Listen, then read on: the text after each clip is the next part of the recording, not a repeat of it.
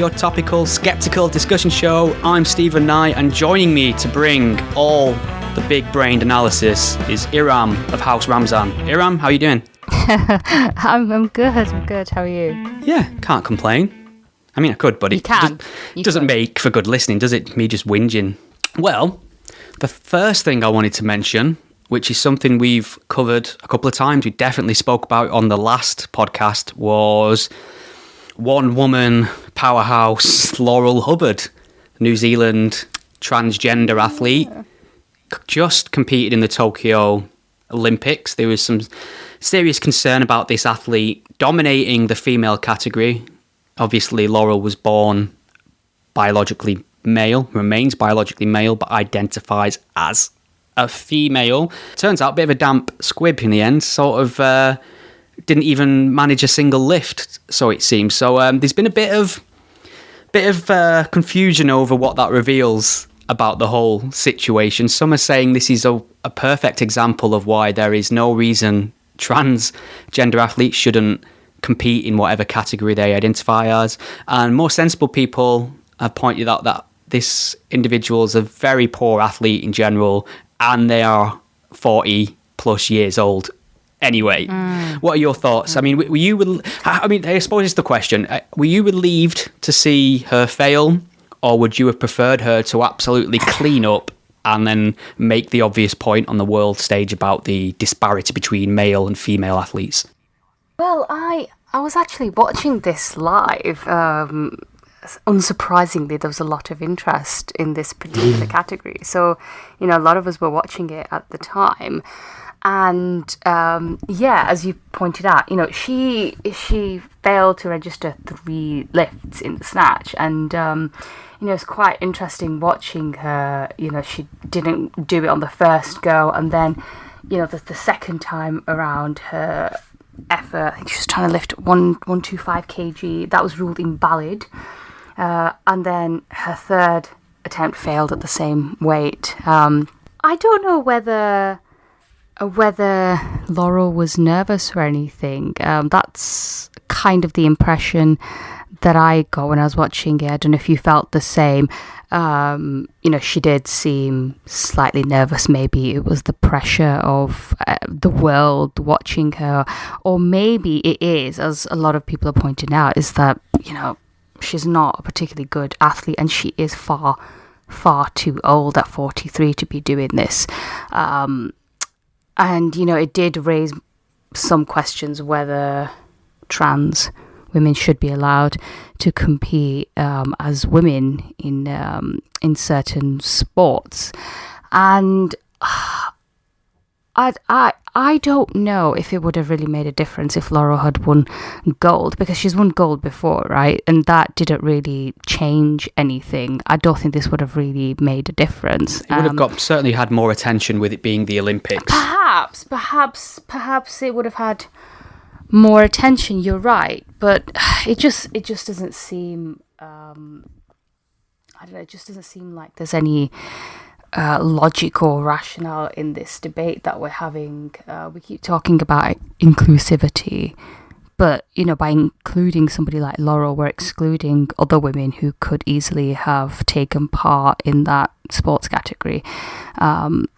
That's my view anyway. Yeah, I think you're right about the pressure situation. I mean, obviously, regardless of your views on it, there was an incredible amount of pressure. I mean, to compete on the world stage at that level anyway comes with a lot of pressure that I can't possibly imagine. But obviously, she was the totem for trans representation. The progressives were rallying behind her. She was going to, demonstrate that trans people can achieve and have been somewhat of a role model for that area of discourse. And then there was also people on the gender critical camp who were saying this is an issue of women's rights, it's unfair. So there was a lot of scrutiny and criticism focused on her because of that. So there's a lot of noise going on around what is already a high pressured situation, which is competitive sports. But I mean, I'm struggling to get it into people's heads that the fact that a 43-year-old individual was able to even qualify and compete at that level, was even there on merit, should. I think what we also need to bear in mind is the fact that she was in the sort of highest weight category even at the age of 43. What does that tell you? Yeah. That she clearly has advantages of her male physique. Sorry, it doesn't matter how much you lower her testosterone. Yeah, I mean, ask yourself why biological women of that age aren't also qualifying and competing, and you have your answer here. But I mean, it's interesting you mentioned testosterone, because a lot of the studies now seem to, I mean, the sporting bodies haven't just said biological males can compete as women and that's all fine. They have imposed certain restrictions in terms of testosterone levels, but it's becoming increasingly more clear now that doesn't make a whole lot of difference if you've had the benefit of the testosterone through puberty. Certainly on bone density, muscle mass, strength, speed, all the things that tend to give you an edge in competitive sport. So we'll see where that goes, because obviously the rules haven't changed. I don't think they will change, but I do think as this has become more normalised, we will see somebody who's younger, more in their prime, clean up eventually on the world stage, and that'll raise more ethical questions. Talking of ethical questions, Iram, I'm going to read you a headline. Okay. This is from the highly respected publication Newsweek. It was also reported in the Telegraph, but I think that's behind a paywall. The headline is, "Kids as young as 4 can now change gender in Scottish schools without parental consent." Now, I wanted to be Batman at school, but that wasn't taken particularly seriously. However, if I'd have just said, "I'm a lady, I'm Stephanie," the teacher would have to not tell me to stop cocking about, but affirm this and treat me as a young girl, refer to me as she and her, and did be able to do all this without consulting my parents. What are your thoughts? I'd just be asking them, are you taking the piss? Are you fucking mental? You taking the piss? I mean, for goodness sake, it's just 4-year-old children. I'm sure in many decades of teaching, there are people who work in this sector who've seen many daft ideas trickle down from government, but this one really does take the cake, doesn't it? I mean, this is Scotland after all, where Nicola Sturgeon's SNP is just no stranger to ludicrous ideas, but that's a separate subject altogether. But, you have to wonder how on earth this is going to be good for children's safeguarding. We're talking about children here. We're not talking about adults who have had the time and experience to think about these things and have made an informed choice. These are children who don't really know what the kids don't know fuck all at that age. As you said, you wanted to be Batman at that age. I was quite a sensible 4-year-old. I wanted to be a children's book illustrator, but I was an anomaly. Okay, I admit it. Yeah. It's worrying because my sister, she's 3 years older than me, and I always wanted as a kid what she had. So I remember very clearly. Which was? Well, I remember very Which was? I remember very clearly being at the breakfast table when I was younger, and my mum used to work away a bit, and she'd come back from trips and she'd always bring a gift, and she'd brought us new plastic breakfast bowls. Now mine was a Spider-Man one, and my sister's was a very, very girly pink My Little Pony one.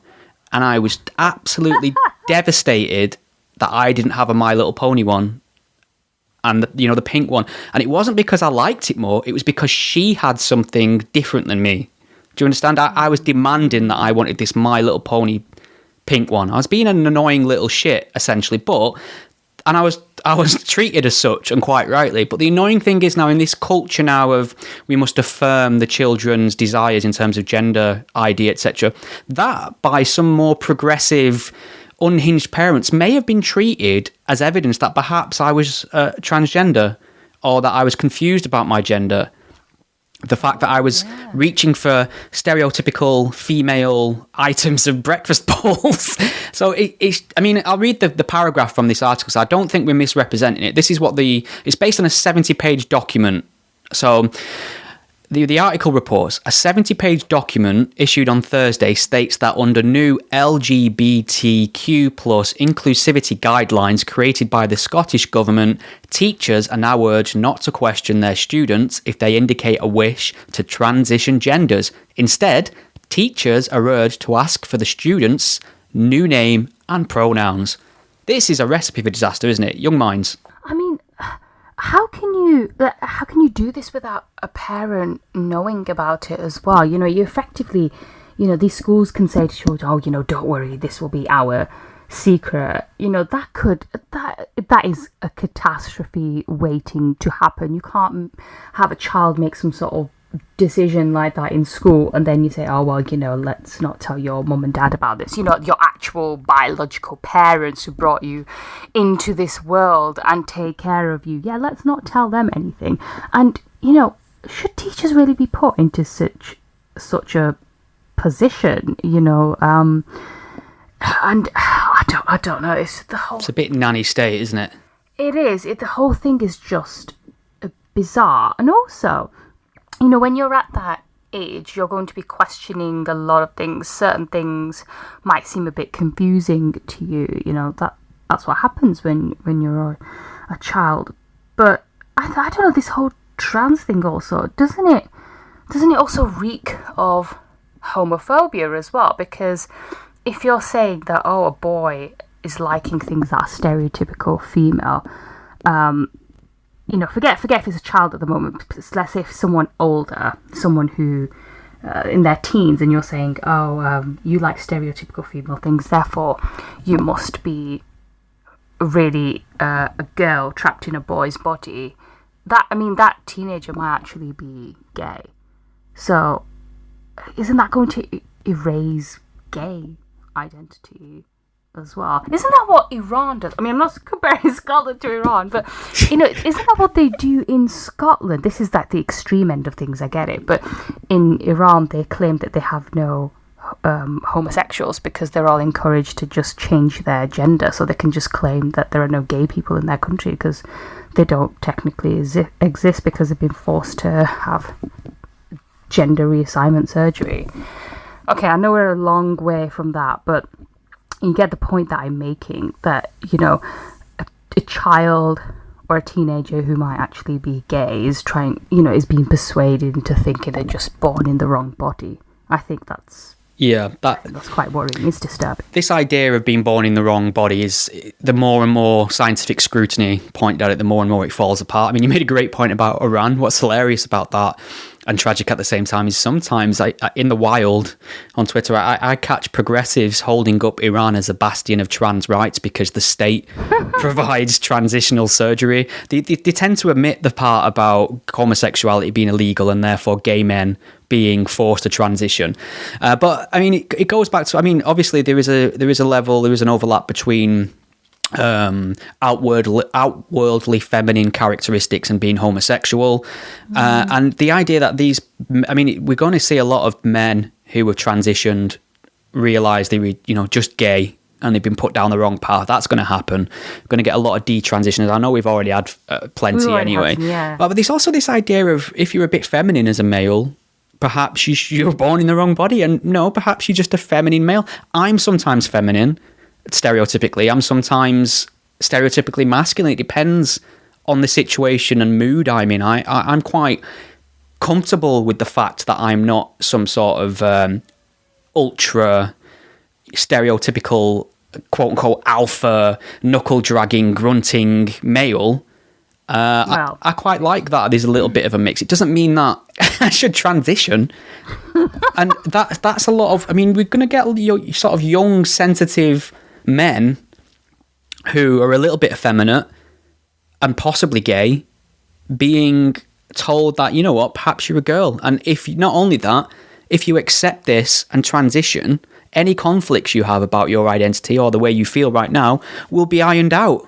And that's the problem we have. And also, at the age of 4, why are you worrying about gender issues and pronouns? I mean, what child actually thinks about these things? Yeah. It's probably like the odd one out of 100 who might think about these things. But, you know, most kids are just, thinking about, I don't know, ice cream, and bogeys and whatnot.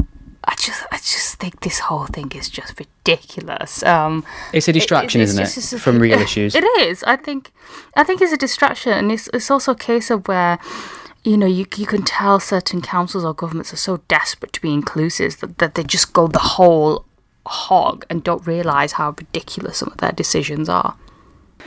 Okay, well, that's that put to rights for 1 week. I'm sure there'll be some other incredibly progressive piece of news that falls under the LGBTQ plus etc. banner for next month when we speak. But I mean, it might be worth taking a pivot to something in the UK which is quite rare, so obviously makes big news when it happens, and that's the concept of mass shootings. We in the UK, by and large, personal gun use is illegal. It's a little bit of a grey area, actually, depending on where you are in the country and for what purposes you have a gun license.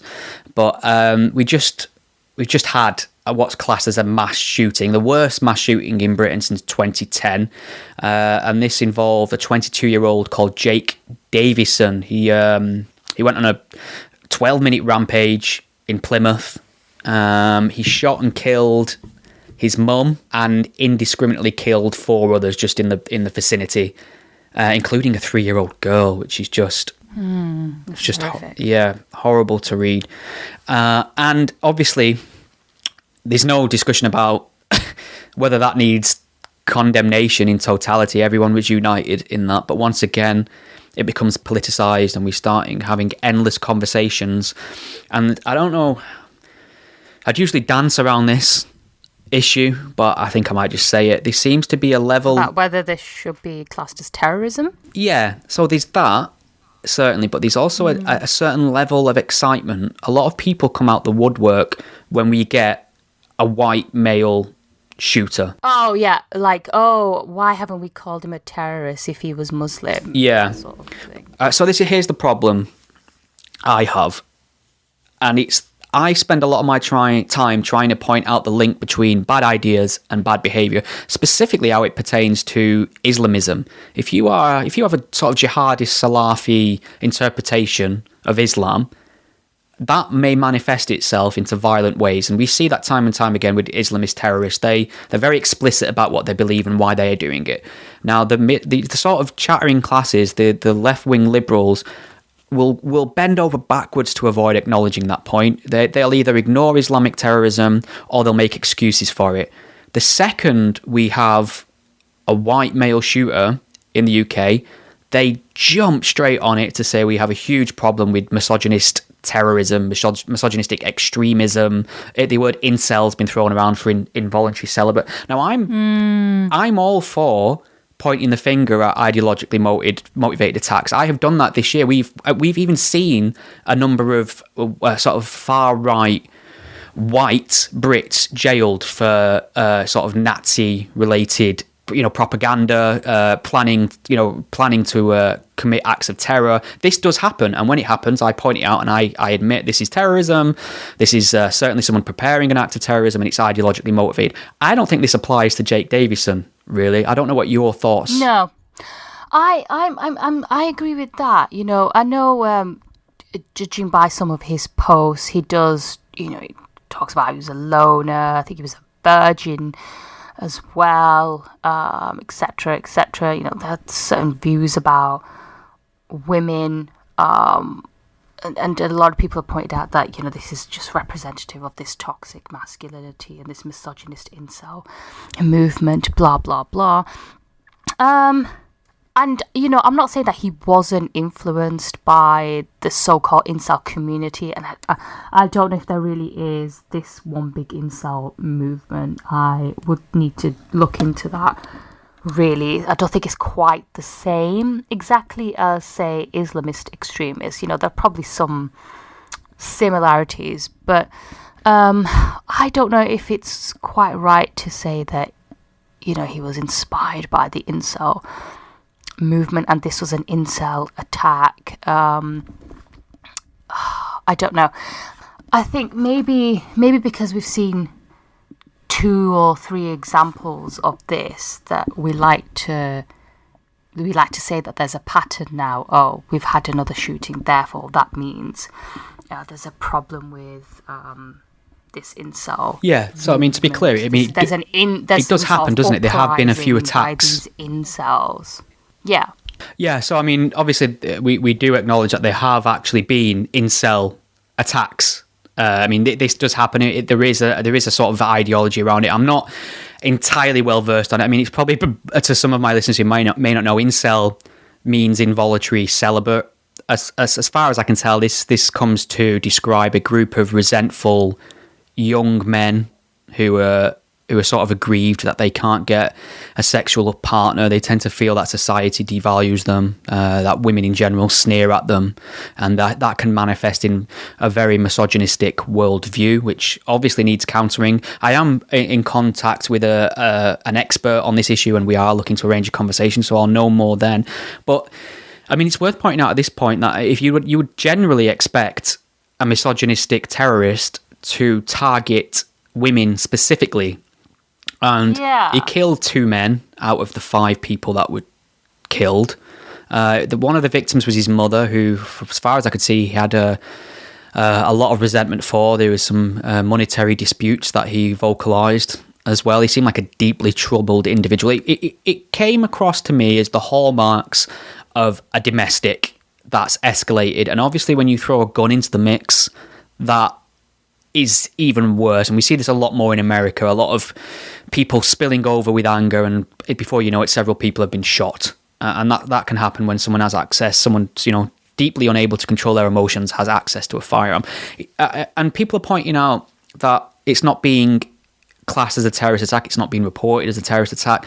Well, no, because it probably isn't. I mean, just to reiterate, terrorism is generally defined as the unlawful use of violence and intimidation, especially against civilians, in the pursuit of political aims. So I don't understand. I mean, if this guy has any political aims, they're not clear to me. So here's the issue. So I saw a number of feminists talking about the misogynistic epidemic. We saw that in light of another recent murder, it being used to fan the flames of fear. Do you feel any more or less safe as a woman after the reporting of this guy's shooting spree? No. I mean, it's nothing to do with women in general, it seems. I think what's important to know is, since this attack, we've been talking about, certain commentators have been talking about misogyny as a whole, and this increasing violence towards women and girls, and obviously there is some concern around that. But I think what we're also not talking about is why there are a lot of frustrated, angry young men, and I think that some of the problem is that a lot of things happen online now, when it comes to dating, meeting people. Social media has a lot more influence. You have all these so-called influencers who can, post a picture of themselves, these men who can show themselves getting all these women, these girlfriends with a buff physique, and, you have a young man looking at that thinking, oh my God, why can't I have that? Why can't I get that? And, there's also the issue that maybe women are, I mean, this has always been the case, women are biologically programmed to be a bit more selective when it comes to choosing partners. Isn't that the truth? There are going to be obvious winners and losers in this. I think maybe the problem might get worse over time as well. I don't think it's going to get better. I really don't. I worry. I mean, I think you made a great point there, and the problem, it's one of the issues I see, and I think it is related to the internet, and this probably ties into the news we've had with OnlyFans this last couple of weeks, which is, for people who don't know, OnlyFans was a platform where creators could share their content, and it was for any content really, and you paid a monthly subscription to see it, but it's universally known as a porn outlet. People, mostly women, making a huge amount of money selling either pornographic images or videos, etc. And it's well subscribed to. Now, I just worry about, because there's this concept of the simp, isn't there? There are young men who dote on online personalities, specifically women. They'll, spend all their time engaging with their content. They'll use much of their expendable income to support these women. And I just feel like there's a generation of men, or not so much a generation, but a certainly a significant number of young men now who are paying into an idea, a false reality, and instead of spending time maybe on self-improvement or going out and meeting people and building something, they're living a fantasy online. And fair play to the women who are sort of monopolising it, I suppose, as is their right. But I just feel that there needs to be a sort of... I suppose this is the thing that... I struggle to see the mass appeal of someone like Jordan Peterson. I have a lot of issues with his sort of religious sophistry, and he likes to listen to his own voice a lot, which is fine. But he also, at the same time, does push a positive message to young men, and he does seem to resonate with young men quite a lot, because I do think specifically there are a lot of young men at the minute who are very directionless, and sort of Jordan Peterson pushes this idea of being able to achieve and clean your room, take responsibility for yourself as a man, which I don't think is a bad message, but I do think it's not. Telling people to just grow the fuck up, get your socks up, and actually do something with your life instead of just feeling sorry for yourself. There are certain men out there, and women as well, of course, who, I don't know, they just think the whole world owes them, and then when things don't go their way, they just think they're part of some sort of great injustice, when actually, maybe it's just that they're not pulling their weight enough, they're not doing enough to succeed in life. Yeah. And Jordan Peterson saying, just clean your room, for example, it's not a bad idea. And a lot of teenage boys do have stinky, unclean rooms. This is true. I'm all for that. Yeah.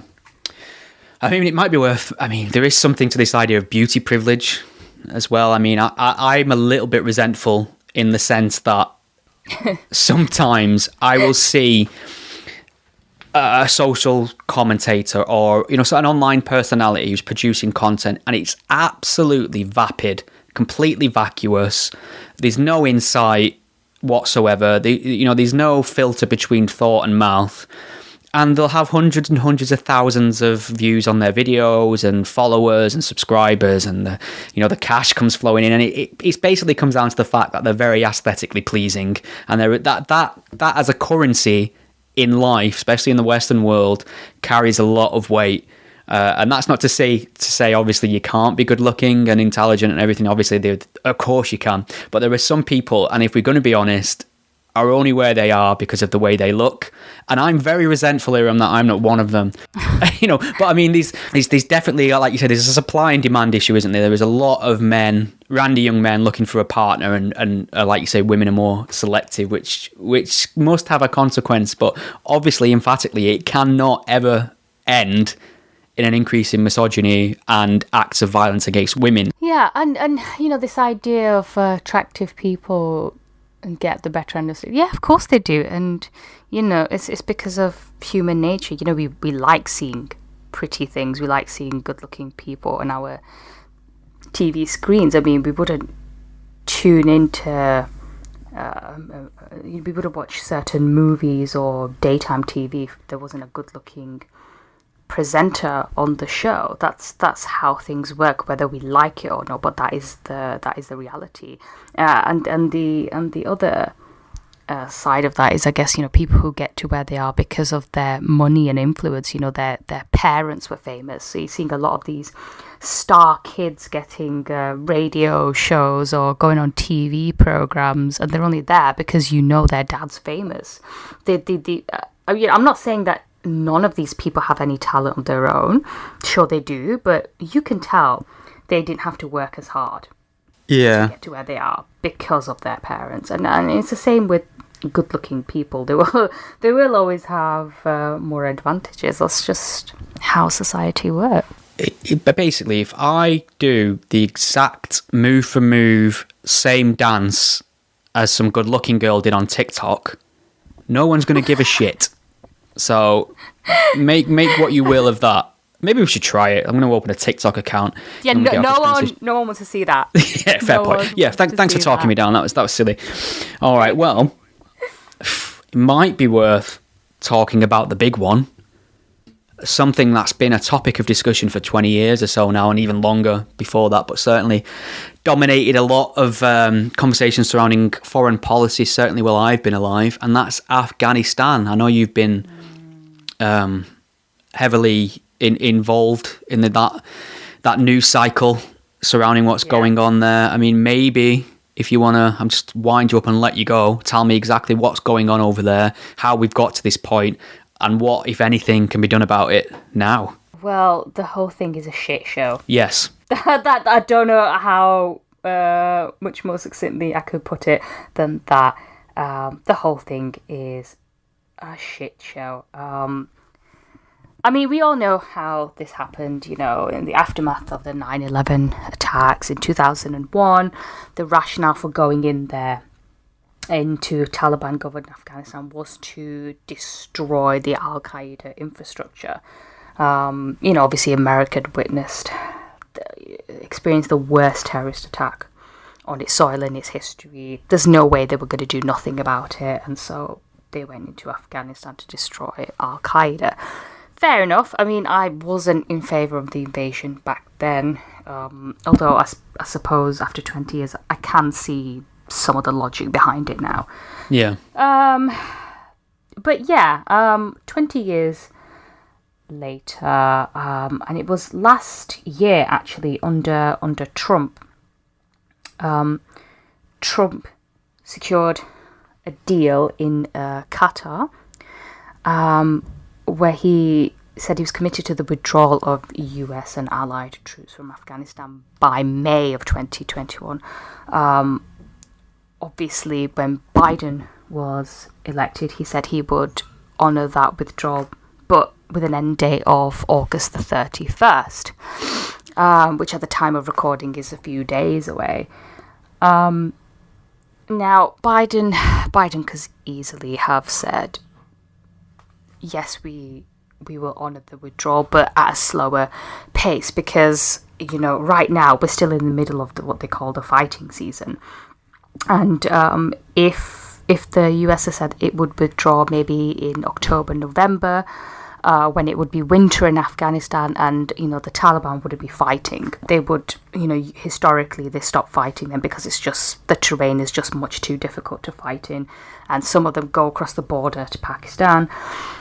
That would have made it, that would have been better. It would have meant that the Taliban wouldn't have taken over the country as rapidly as they did. And I think, a lot of people, when they were watching the news or reading the reports, they were just taken aback. I don't know if you felt the same way, but nobody thought the Taliban would take the country as quickly as they did. I mean, it was just so rapid, wasn't it? Yeah, and I think Biden was made to eat his words on that. I think he'd kind of insinuated that it couldn't happen that quick, and certainly it's not a done prognosis that the Taliban would take control. And I mean, there are many issues here. Obviously, the handling of it, whether they should have been there in the first place, whether the speed of withdrawal was wise. Obviously, it wasn't. But I don't know how much money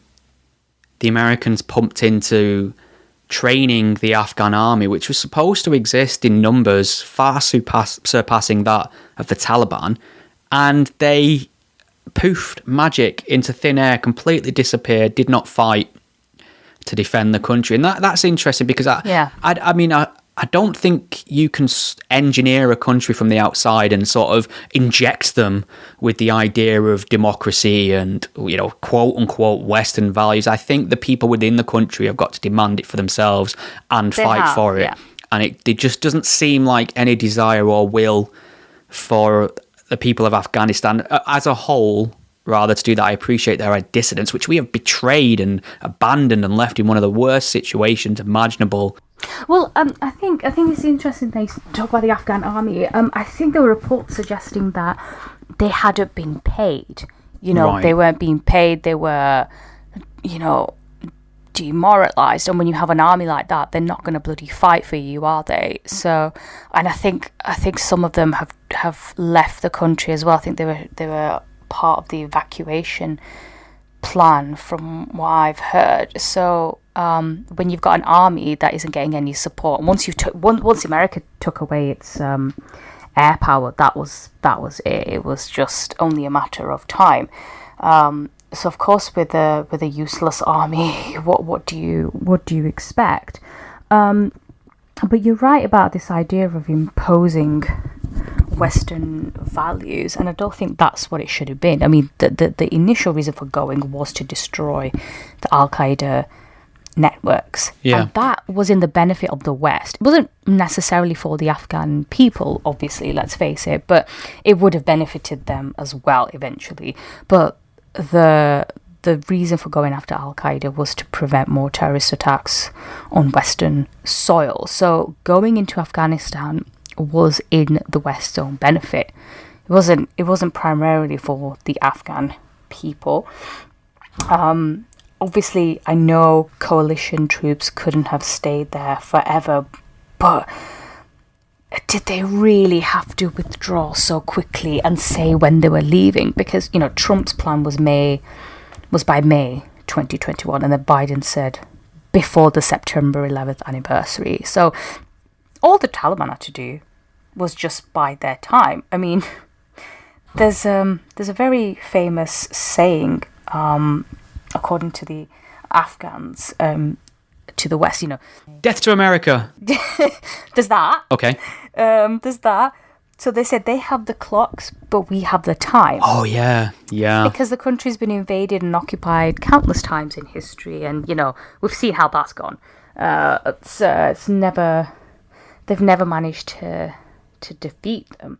And then the other problem is that the Taliban... I suppose you could say they're impossible to eliminate because they're not just some random outsiders. They're not a fringe sub-state actor. They are part of Afghan society. I'm sorry, but they are. This is a movement made up of Pashtun Afghans, and they have deep roots in the tribes. So you have a country here that doesn't really have a proper central government. The central government controls absolutely fuck all. It's all about tribes and warlords, and central government can't really do anything about that. So, and then you have support from Pakistan, you have China, Russia now. I mean, the hell, why is Russia going back in there? And then you also have a president who, instead of choosing to give morale to his people, fled at the first sign that he could. I mean, what an absolute fucking coward. I know he's trying to save his life, he didn't want to die, but, come on, you're the president. If no one else is going to stand up for the people, then who else bloody will? You don't take money in boxes, that's what they say. I don't know if it's true, but probably is. You don't take a load of cash and then just take a private plane out of the country and leave your citizens to the wolves, because that's what they are. They are murderous gangsters as well. We all know what they did when they were in power. They were absolutely barbaric. Here's my question then, because we're getting a lot of rhetoric and commentary about the idea of the Taliban version 2.0, this new changed mellow. Stop saying Taliban 2.0. Yeah, see, I can't.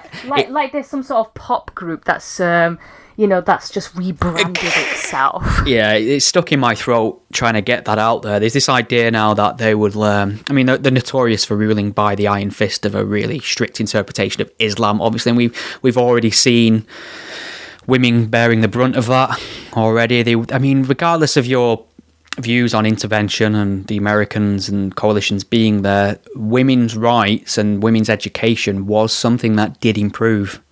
And it is absolutely heartbreaking and devastating to think that that can just be dialed back essentially with the flick of a switch, it seems, how quickly that can be taken away. And women who had a potentially bright future and promise and a pathway towards equality now find themselves the property of, like you said, a thuggish outfit. So, I mean, do I even have to ask you whether or not you think the Taliban have mellowed and will somehow be a positive force? That's just a fucking stupid question, isn't it? I can't believe adults are actually entertaining it. Oh my god, where do I even fucking start with this? It's just, I mean, did you watch that press conference where they're saying, of course we will support women's rights as according to Islam. Yeah. And you're like, but there we go, there's the caveat. A lot of people were running that headline without the caveat at first, as if to say they just guaranteed women's rights, and I thought that's a very strange statement from the Taliban. And you click in the headline, it's like, oh, well, yeah, we'll make sure women are okay in accordance with Sharia law. In accordance, apparently that. But I mean, they've clearly got better PR now. I mean, they realise this is the age of social media. They've got the backing of Qatar. They've also got China on their side. China's after their their rich mineral sources, and lithium particularly, which can be used in batteries that will be used to power our green, eco-friendly revolution. So, China will be sort of getting first dibs on that, which will then be sold to the West at probably premium prices. But yeah, they've got better PR, definitely, because they know how it works now. But did you see? Oh my God! Did you see Roshan Saleh from Five Pillars? I mean, Five Pillars, going on with himself about this. I know you've had a few spats with him. Do you wanna go into that a bit? He's an out and out Islamist, but he's got the mentality of an edgy teenager. He's a little boy with a bad ideology, and he thinks he's somehow showing courage by saying he's in favour of stoning people to death for adultery, his timeline has been one endless stream of pro-Taliban rhetoric for a little while now. I almost have a little bit of respect for him because he doesn't dance around it. He openly tells you how fucking appalling his worldview is. And I'm kind of like, oh, well, thanks for letting me know. That's great. It's when people play hide the ball with it, when I get really frustrated. When they really have nefarious views, but they talk around it or avoid the question. Oh, yeah. He's just an out and out Islamist at this point. I think what we should do is do like a swap. So swap all these dickhead Islamists who really want public floggings and people being stoned to death and God knows what else. Let's send them to Afghanistan to live in this amazing Islamic state, and then all the people who value, I don't know, human rights can come over here and benefit from our freedoms, because freedoms are wasted on people like that. You think it's so amazing, you go live there. Why did you go live there? I mean, taking Roshan into account here, so he's British. There's nothing in my mind that sees him as a foreigner, even though he's... No, I don't see him as a foreigner. No. The thing is, seeing as I don't want people to think I'm some sort of racist. Yeah. And like, oh yeah, we'll go back to where you came from. Exactly, that's what I was getting at. But I'm just saying, considering how we're evacuating so many people, I'm just saying, let's do a swap. Like, send all these people who are glorifying the Taliban, send them to go fucking live there, and after 6 months, tell us what it was like. Was it really that good then? I mean, I think that's perfectly valid. I think that if you have someone like him constantly talking up the Taliban or the superiority of Islamic law and constantly slagging off his birth country or his home of origin where he's a citizen, I think it's perfectly valid just to say, well, why don't you fuck off over there then? And obviously the lack of answer or reasoning for that becomes clear, doesn't it? He has all the comforts of Western human rights and gets paid to spew his horrible worldview. And he does that with the full freedom and the support of the law. And, you know, he, as a Muslim in the 21st century, he could not possibly have it better than living in the UK.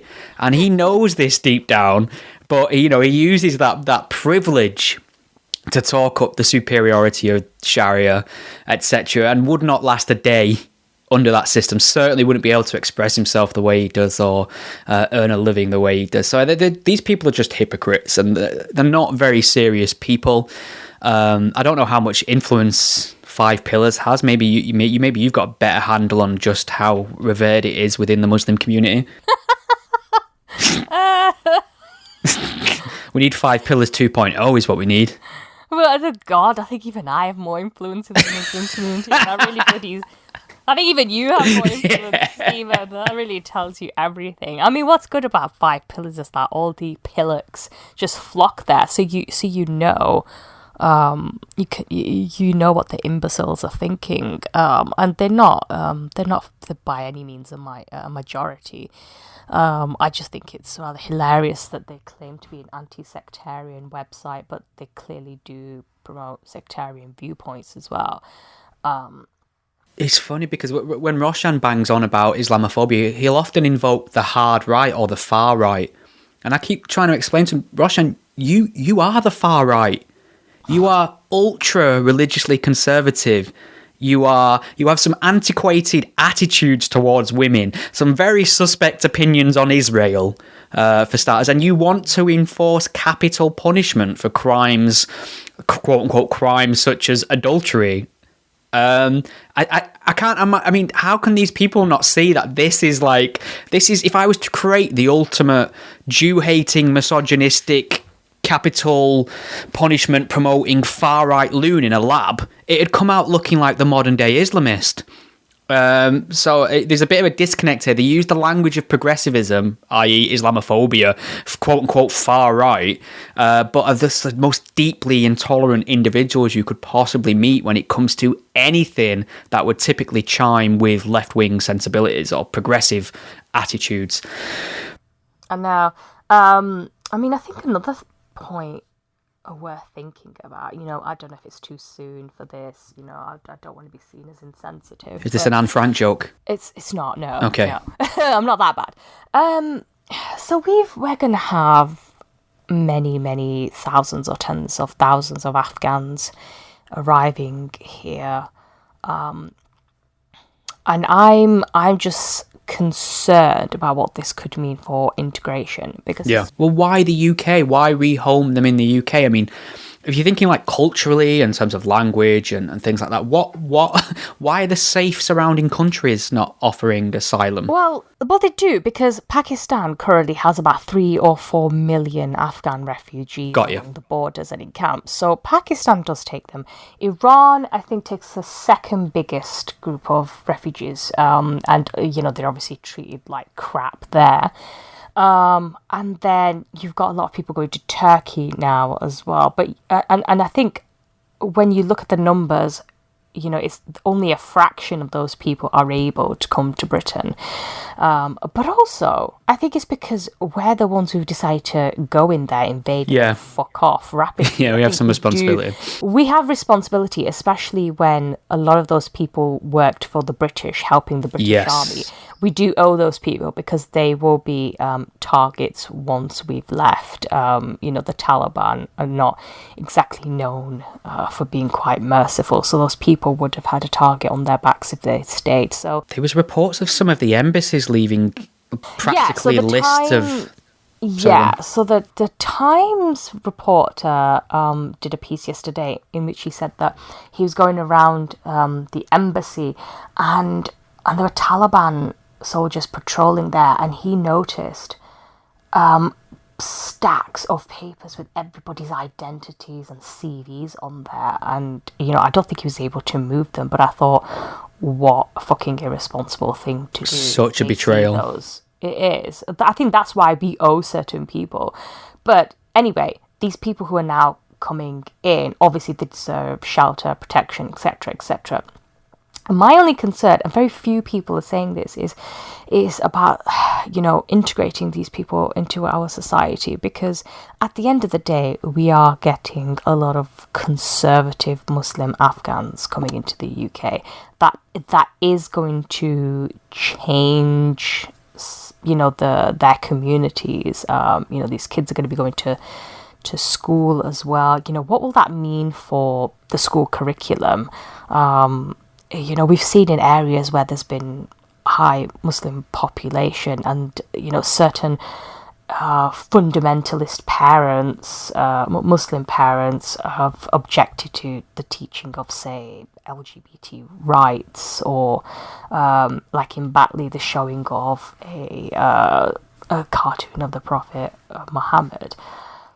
And I think, considering how we haven't managed to get a good grip on that shit already, what it's going to look like in the following years when we've got these new arrivals in, and I obviously applaud our country for taking people in who need the shelter, but our governments don't really think things through properly, do they? They don't think about long-term strategies.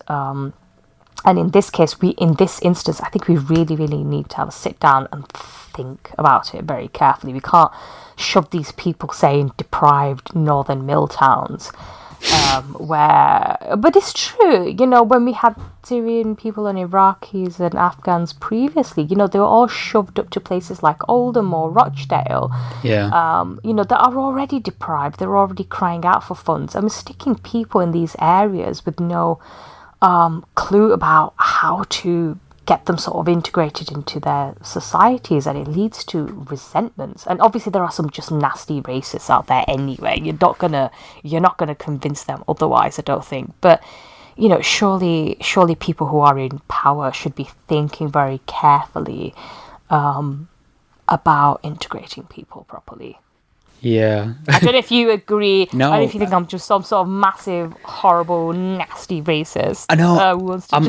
I think I'm on the same page, and you're asking the difficult questions that a lot of people are too uncomfortable to ask or acknowledge. And I do think in terms of asylum and immigration, there's a very surface level understanding of the difference between cultures. It's sort of assumed, and I think Bertrand Russell spoke about this, that there's a sort of superior virtue of the oppressed. By the fact that these people are oppressed and downtrodden, it makes them virtuous. And in fact, like you say, they're very overwhelmingly likely to be conservatively religious in the Islamic slant.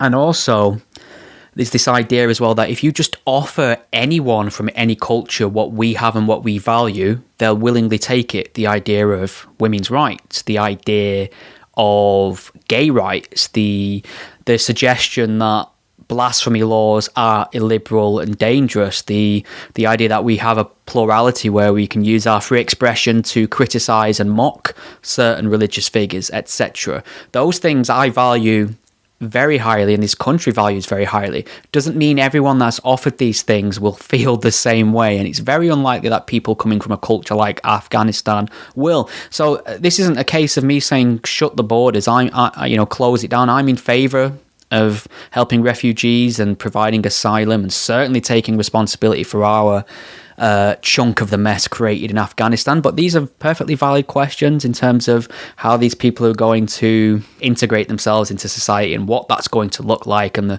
the cultural impact. And just as a side note, I had to drive to, because a couple of months ago I drove up to Oldham Infirmary. I was just dropping some so I had a friend was in hospital, and he'd left his headphones at home, and I dropped them off at reception for him, but I had to drive through Rochdale to get there. And God, my condolences. Yeah, and the amount of Palestine flags I saw, and there was some woman who had passed, she was driving on the opposite side of the road, who had a massive Palestine flag emblazoned on the bonnet of her car. It was like a print. It wasn't like a flag that had been put on there. She took it somewhere and had it professionally printed on the bonnet of her car.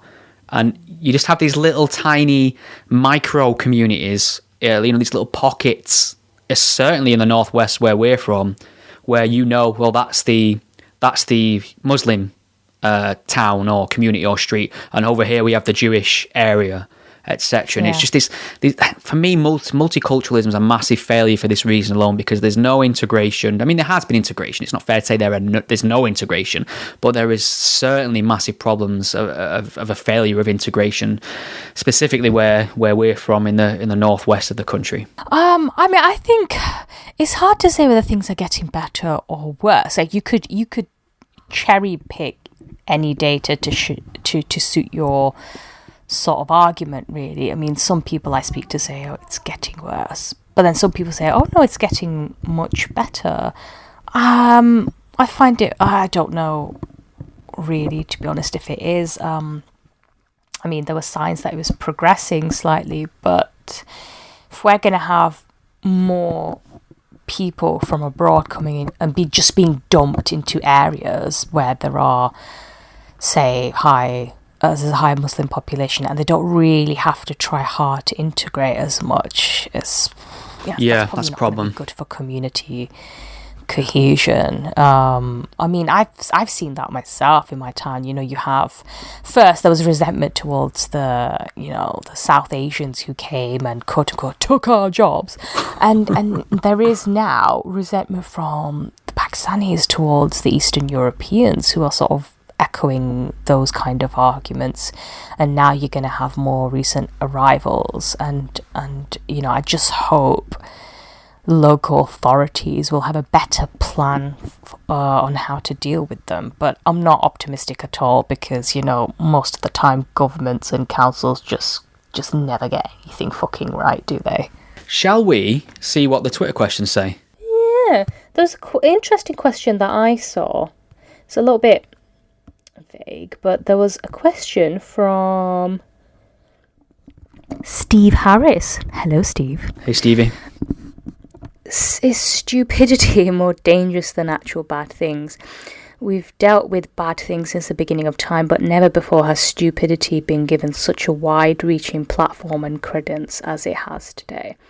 I see what he's trying to say, actually, because I think now with the rise of social media, everyone has a bloody platform, and you get people doing dumb shit all the time.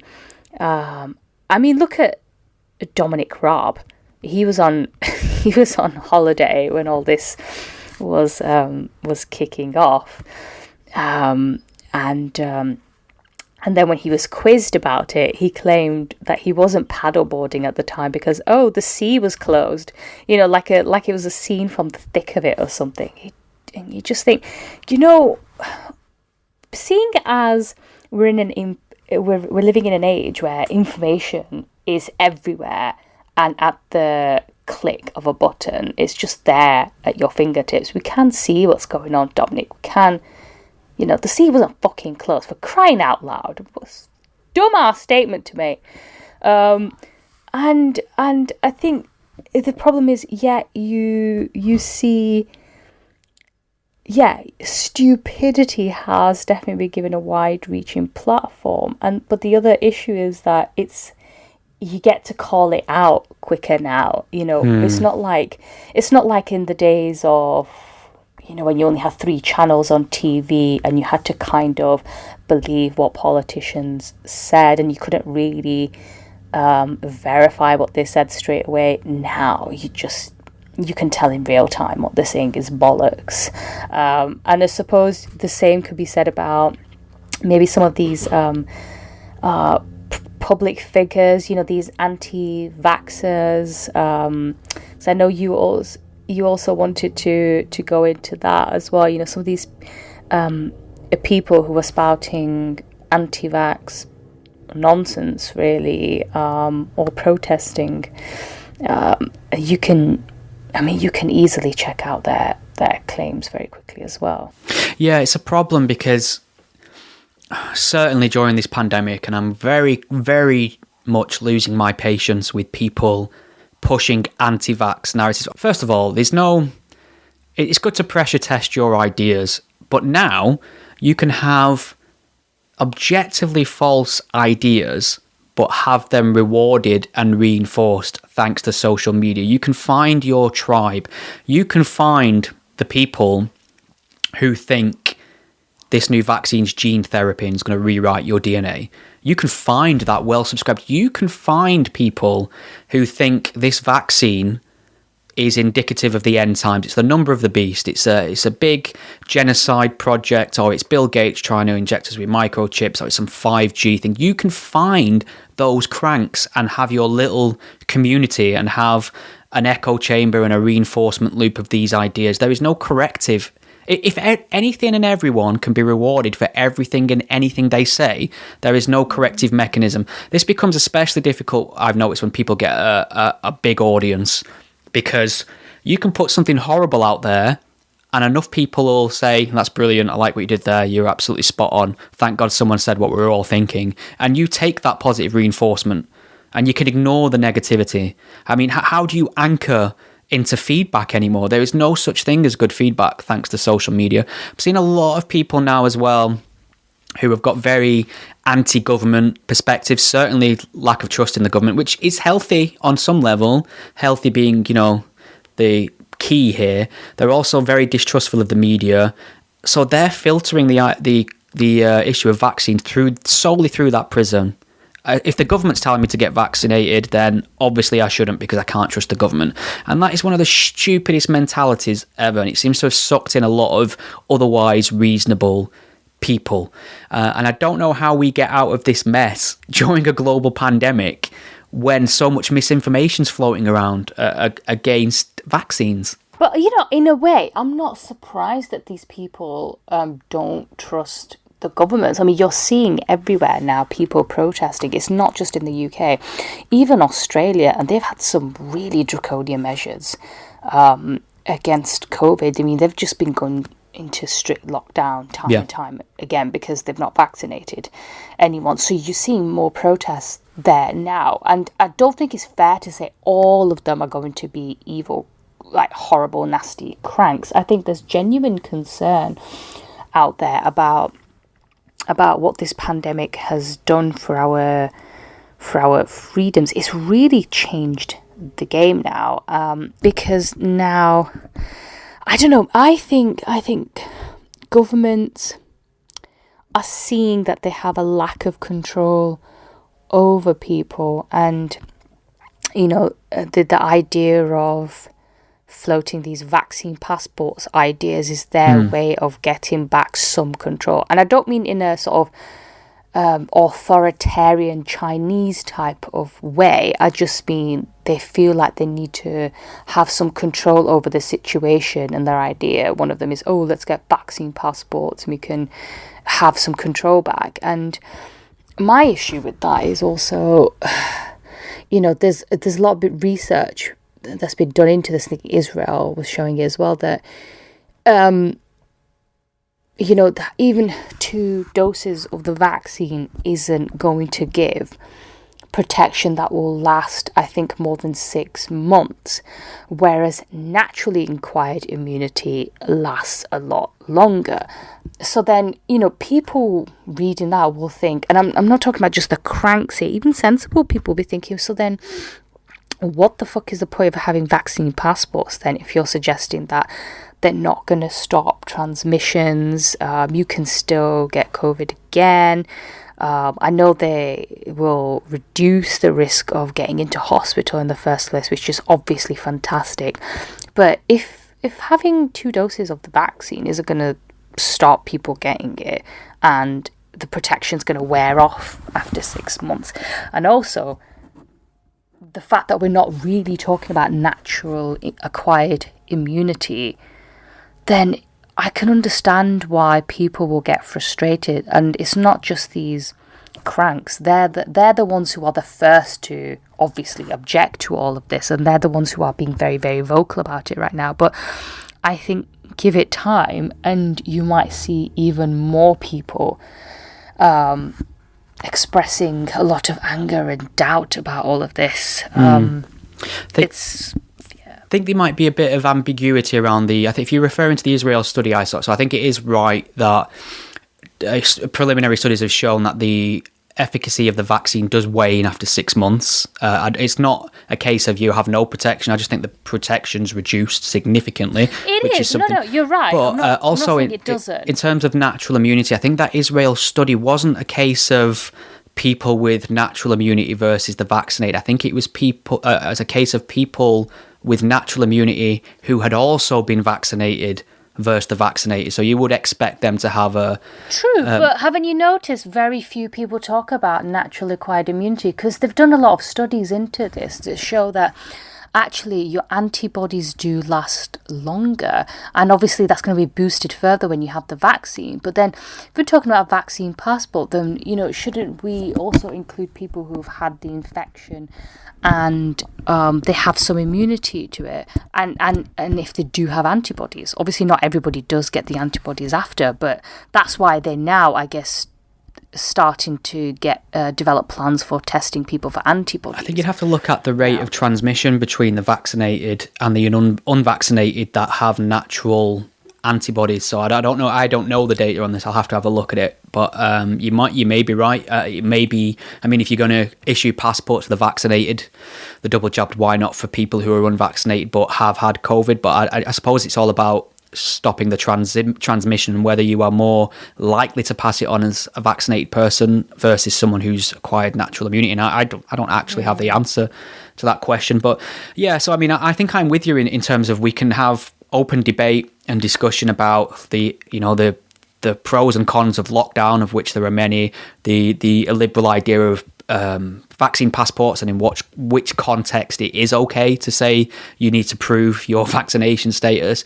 But I do feel that any and all arguments, certainly that I've heard so far, on the necessity and efficacy of vaccines have either been based on misinformation or poor logic. Something new might come up that I'm unaware of, but I just feel like a lot of it's difficult, because I had a conversation with Yuri Dagin, which I will be releasing next week, and I was asking him whether or not we make a distinction between people who are outright anti-vax cranks versus those that are being termed the sort of, vaccine hesitant, just asking questions kind of attitude. I'm not entirely sure about the safety. And I sort of think it falls within the same sort of spectrum. I think it's a case of the line is, if you're pushing misinformation publicly about vaccines, I'm quite happily putting them kind of people in the anti-vax basket, regardless of how eloquent they're doing it, a la Brett Weinsteins of this world. I mean, I know people who have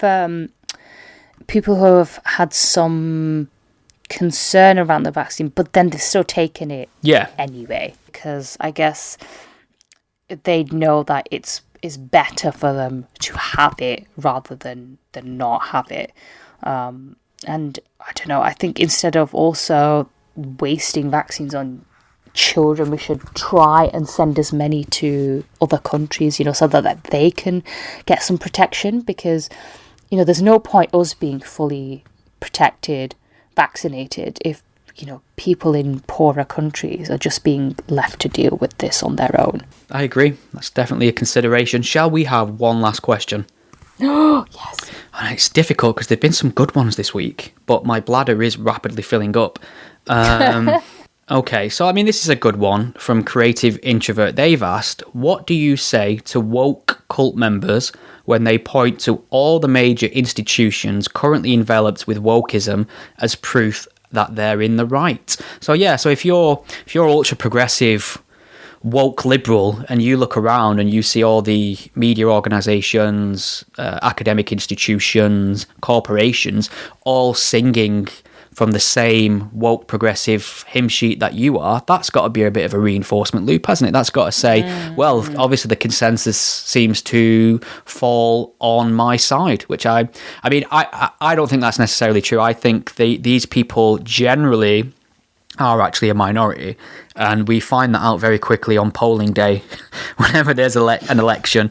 The most ultra progressive woke candidates don't tend to fare very well, but they do seem to have a grip on our institutions and establishments. So I mean, is it a case of, and I don't want to make it a class thing, and I very resent the idea of becoming a class warrior, but is this sort of woke ideology, is this a sort of middle class comfort?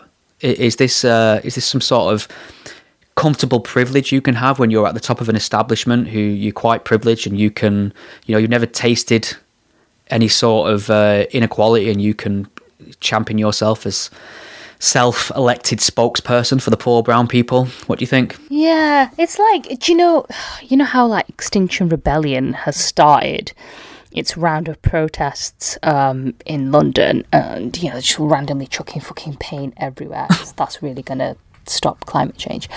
And I think in some cases it's a case of preaching to the converted, because a lot of people in this country already acknowledge that there's a problem with global warming, that we need to do something about the environment. It's not like we're living in a country full of climate change skeptics. Most people do acknowledge it. I think we've pretty much nailed it for 1 week. Is there anything... I think we've solved the world's problems. We have. Biden will be on the phone about Afghanistan. He's losing his fucking marbles, isn't he? He's been such a letdown. Oh my God.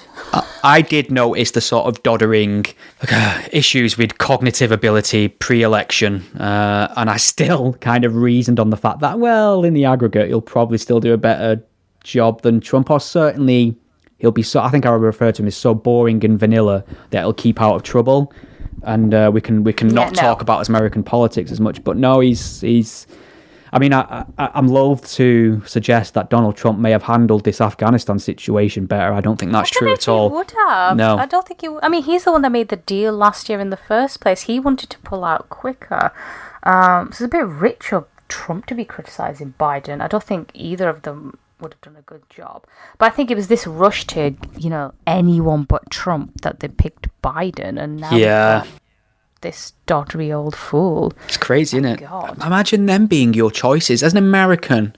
Such an incredible, wonderful country, the land of dreams and opportunity, and it comes down to a TV personality. The only alternative to that is a dithering old man who doesn't seem to have a full grasp of his faculties, and seems to be fumbling at every opportunity when he gets to a lectern on this issue of Afghanistan.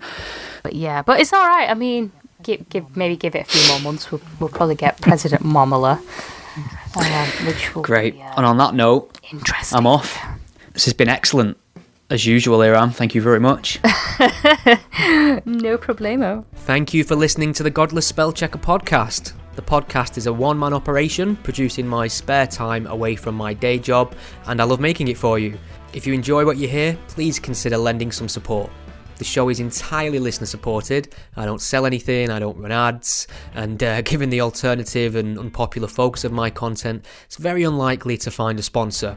So there are a number of ways you can support and chip in and help improve the show and give me more time to produce more content. You can become a patron supporter and pledge a monetary amount per month or per episode by visiting patreon.com/gspellchecker. If you can't lend monetary support right now, don't worry, there's other ways you can help the podcast too. You can share it on your various social media networks, or take a moment to leave a review wherever you listen to it. Your support is massively appreciated. Thank you. Think we've all learned something here today?